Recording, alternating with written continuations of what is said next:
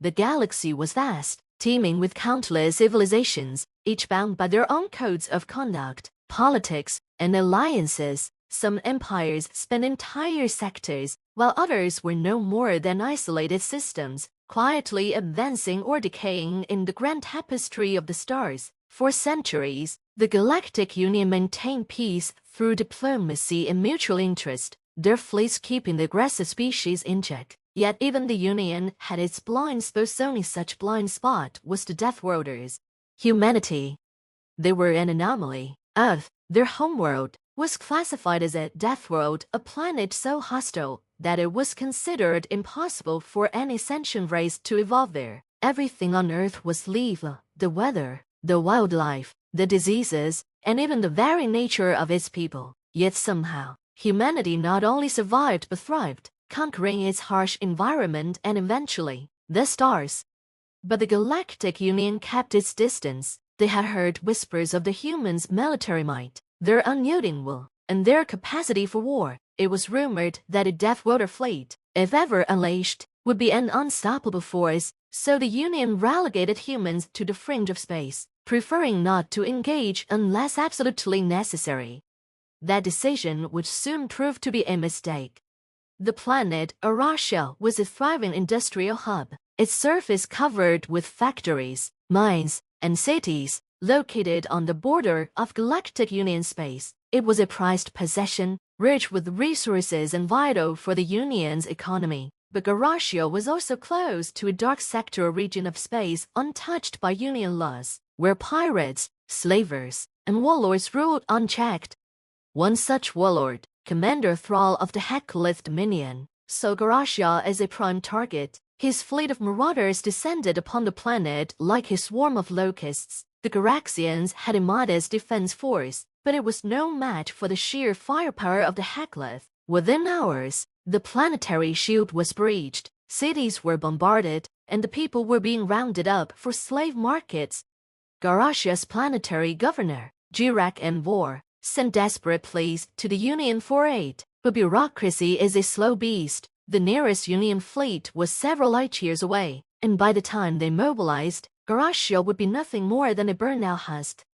There was one option left, a dangerous one, an SOS beacon designed for emergency as a distress signal that reached beyond the Union, into the dark, uncharted spaces where the Deathworlders lurked. Governor Envor hesitated. They had all heard the stories, the warnings, the tales of human brutality and ruthless efficiency in war. But as the bombardments continued, and screams echoed from the streets, Envor had no choice. He activated the beacon. Far away, in the depths of human-controlled space, Admiral Sophia Kane stood on the bridge of the Hades, the flagship of the 7th Fleet. She was overseeing routine patrols when the distress signal came through. "Admiral, we've got something," said her communications officers, a young lieutenant who looked slightly pale. "It's an SOS beacon. From Union space." Sophia raised an eyebrow. "Union space? They don't call for us." "Apparently, they do now." The screen lit up with a desperate message from Governor Envor, detailing the attack on Garashia and pleading for assistance. Sophia's eyes narrowed. "Set course for Garashia," she ordered, her voice calm but firm. "Prepare the fleet for full combat readiness." The humans had been quiet for years, their fleets patrolling the edges of Union space, but never engaging directly. This was the first time in over a century that an official SOS had been sent to them from within the Union. They were Deathworlders, after all, and when Deathworlders answered a call, they came with overwhelming force. The Hecklith warlord, Commander Thrall, was overseeing the final stages of his conquest. He stood on the bridge of his dreadnought, looking out at the devastation of Garashia below. Smoke billowed from the cities, and his raiding parties were rounding up survivors. "Commander, we've intercepted a signal," one of his officers reported, his voice tinged with confusion. "It's from a human fleet." Thrall frowned. "Humans? Here." "Yes, sir. It appears they're responding to the Garashian distress signal." Thrall let out a bark of laughter. "Humans? I've heard of them. Soft. Wait, they're just stories to frighten children. Prepare to engage. This will be over quickly." But Thrall underestimated what was coming. the Hades dropped out of FTL, followed by the rest of the human fleet. The sight was awe-inspiring. Hundreds of warships, each bristling with weapons. Human ships were notorious for their heavy armor and devastating firepower, designed to withstand the harsh conditions of their homeworld. Admiral Kane surveyed the situation. The Heckless fleet outnumbered them, but numbers meant nothing in the face of human ingenuity and ferocity. She gave the order. All ships, engage at will. The battle was short, brutal. The human fleet moved with precision, their ships cutting through the Heckless forces like a scythe through wheat. Railguns fired at relativistic speeds, slicing enemy ships in half. Drones swarmed the larger vessels, disabling their shields and engines before delivering the killing blow. The humans didn't take prisoners, didn't leave any. On the surface, the Garaxians watched in awe as the sky lit up with fire. The human fleet, with its black, ominous ships, was unlike anything they had ever seen, and within hours, the invaders were no more. The Heckleth dreadnought, once the pride of Frost's fleet, exploded in a fiery ball of plasma. Admiral Kane's voice crackled over the planetary comms. This is Admiral Sophia Kane of the Human Scent Fleet. The invaders have been neutralized. We're sending down medical teams and supplies. You're safe now. Governor Ambor stared at the sky in disbelief. The Deathworlders had come, and they had saved them. In the following weeks, the Galactic Union was abuzz with the news of what had transpired at Garashia. The Union Council was divided. Some were grateful for humanity's intervention, while others were terrified of what it represented. The Deathworlder fleet was an unstoppable force, and now the galaxy knew it. In the aftermath of the battle at Garashia, a fragile peace sailed over the planet. The survivors rebuilt, their shattered cities slowly mending under the watchful eyes of the human medical teams. The Galactic Union, however, was not so easily at rest. On the surface, it appeared that the Union had been saved. The Garaxians were grateful. The warlords crashed, and the immediate threat had been neutralized. But behind the scenes, the Union Council was locked in tense debates. Humanity's intervention had come with a heavy cost that would echo throughout the galaxy. Admiral Kane's fleet was efficient, Councillor Roland said, his voice calm but edged with concern. He sat at the head of the council table, his long, alien fingers tapping on the marble surface. But we cannot ignore the sheer scale of their response. These Deathworlders, they operate on a different level, a level we do not control.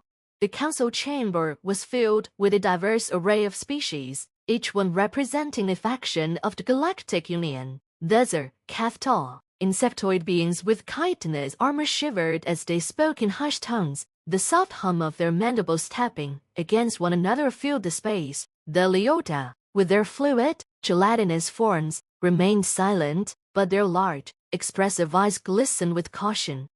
The debate had been raging for hours. On one side, there were those who praised humanity's swift and decisive action. On the other side, there were those who feared what the Deathworlders might do should they be provoked again. We should be thankful, said Laura, a diplomat from the Xenorian Commonwealth. They saved us. Humanity showed mercy when they didn't have to. They didn't destroy Garashia. They preserved it. We owe them mercy. Roland scoffed. You call what they did mercy? They wiped out an entire fleet of invaders in mere minutes. The bodies of those Heckleth will never be recovered, and their warlords won't even have a grave to honor them. It was a mercy. Laura, it was a statement, a warning. You misunderstand, said Admiral Laurel of the Union Navy, who had been silent up until now. His sharp features were set in a grim expression. Humanity doesn't do warnings, they act, and when they act, they don't leave room for doubt. Laurel, an experienced tactician, was one of the few in the room who understood the magnitude of what had happened. He had studied human military history in depth and had come to a single conclusion. They weren't like any species the galaxy had encountered before. Humans didn't simply completely annihilate anything that threatened them. Let's face facts, Laurel continued. They've just reminded us all that they're not a species to be trifled with. If anyone in the Union had any doubt about their strength, it's gone now. The Hades is just one ship, and yet it tore through the Heckleth like paper. If humanity ever turns its full might on us, Don't be so dramatic, Roland interjected, his antennae twitching nervously. The Union isn't some weakling. We have fleets, alliances, resources. We can't negotiate with them. Admiral Laura's cold stare locked onto Roland. You're wrong. You don't negotiate with the Deathworlders. You appease them, because if they ever decide they're done playing nice, the galaxy as we know it will be in ruins. The debate raged on, but no one could truly deny the fact the humans were too dangerous to ignore, and now they had the galaxy's attention. Meanwhile, on Garashia, life was beginning to return to normal. Governor M. stood in front of a crowd of his people, addressing the survivors of the invasion. We have seen the strength of the Deathworlders, he said, his voice booming over the loudspeakers. They have given us our lives, and we will honor their actions, but let us also remember the price of that strength. They did not come here out of kindness, they came because they could. We must be wise in our dealings with them. But even Embor's caution couldn't suppress the growing feeling of reverence that swept through the Garushian population. The memory of the human fleet's destructive power was fresh, and it was now etched into their minds. To them, the humans were no longer just saviors. They were a force to be feared, admired, and perhaps even respected. And all across the galaxy, other civilizations began to feel the same. The news spread quickly. Humanity had entered the galactic stage, and no one would ever be the same again. Days later, Admiral Sophia Kane stood on the observation deck of the Hades, gazing out at the stars. Her fleet had returned to its patrols, keeping a watchful eye on Union space. The message had been delivered, but there was no joy in her eyes, no sense of victory. Humanity had shown the galaxy its power, but at what cost? Kane had seen what War Cadeau had witnessed the destruction humanity could bring upon its enemies, and she knew that, deep down, this was only the beginning. The galaxy would either respect humanity, fear them, or try to crush them. Either way, humanity would stand firm. A chime interrupted her thoughts, a message, incoming from the Union. She straightened, preparing herself for whatever came next.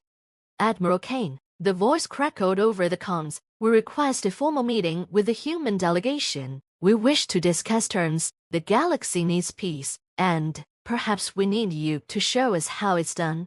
Kane's lips curled into a thin smile, but it was cold. Peace, she muttered to herself. We don't make peace, not until it's on our terms. Humanity had just begun its rise, and the galaxy would soon learn that the Deathworlders were not merely a force to be feared with a new power in the universe, and they would decide the fate of every world they touched.